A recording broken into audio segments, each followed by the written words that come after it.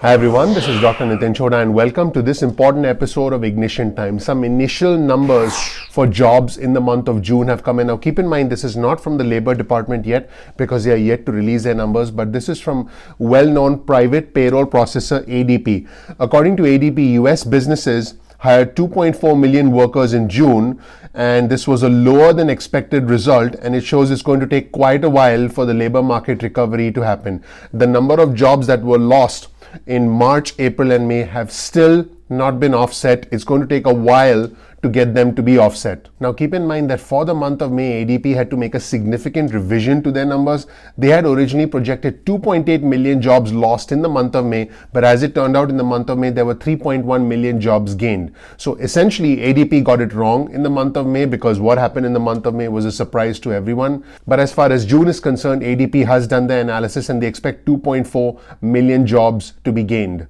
Now, there are some encouraging signs. Hiring in June was actually led by small businesses, which took the hardest hit during this pandemic. Like I mentioned in previous videos, hospitality, entertainment, travel, and hotels, they took the brunt of this pandemic and most of them were shut down nationwide. So those are actually starting to recover, which is an encouraging sign. So according to ADP, small businesses added almost 1 million jobs, to be exact 937,000 jobs, as they continue to reopen thanks to the benefits of the Paycheck Protection Program that encouraged them financially to bring workers back on their payroll. According to the Vice President of the ADP Research Institute, small business hiring picked up in the month of June, and they are seeing a significant rebound in industries that experienced the greatest job losses. This is encouraging, although just to be clear, we have a long way to go. About 70% of the jobs that were added in the month of June were added in the leisure and the hospitality, the trade and construction industries, which is an excellent thing. So in terms of sectors, service companies accounted for 1.9 million of the jobs that were added in the month of June. So this represents a situation where millions of jobs are starting to come back, even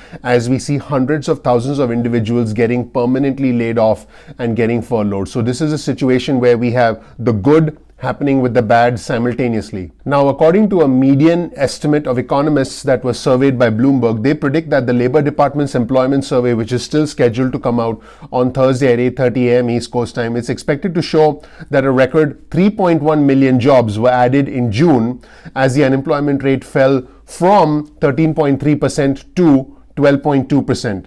Now, keep in mind that a significant portion of the June job gains from the ADP private payroll report and from the Labor Department report that's projected to come out at 8:30 a.m. East Coast time on Thursday is expected to be in the industries that were hit hardest by the shutdowns, like I mentioned earlier, including restaurants, bars, stores, and to a lesser extent, hotels. Now, travel is still significantly impacted.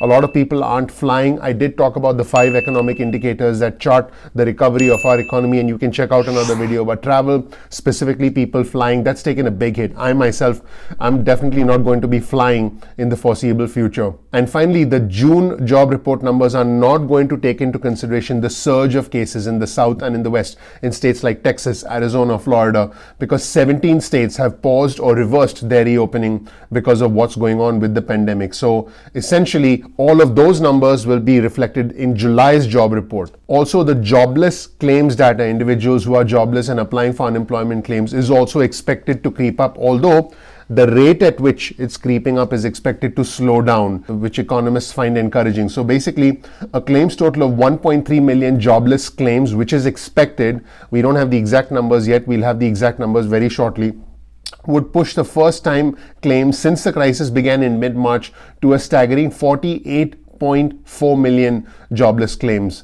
And that is a big number. It would also mark the 13th straight weekly drop in initial claims since they peaked at 6.9 million at the end of March. So the declines have slowed recently, with claims hovering right around 1.5 million in the most recent 3-week period. So what is the bottom line with all of this?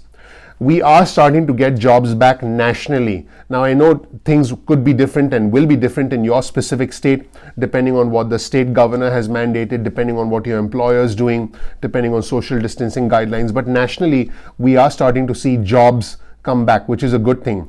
They are not coming back as quickly as we would want at this moment in time. Things are gradually starting to turn in the labor market.